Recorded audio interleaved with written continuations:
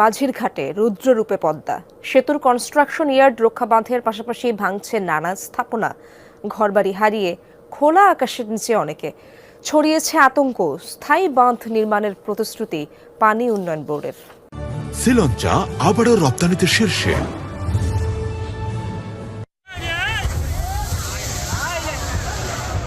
জাজিরার মাঝিরঘাট এলাকা গেল সোমবার নদীতে বিলীন হয় পদ্মা সেতু কনস্ট্রাকশন ইয়ার্ড রক্ষাবাদের ১৭০ মিটার অংশ।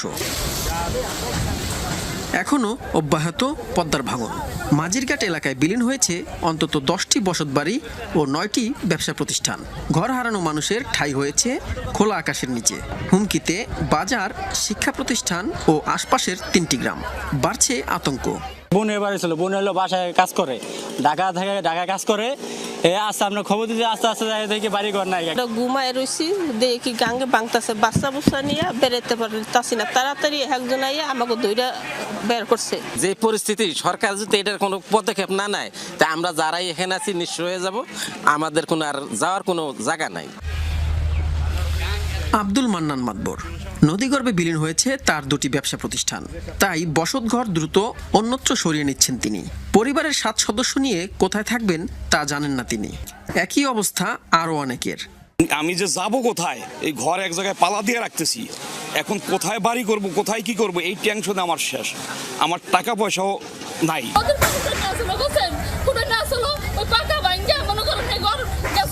আয়সা দেখি যে আমার ঘরেই নেই, কিছুই নেই, সব গেছে নদীতে।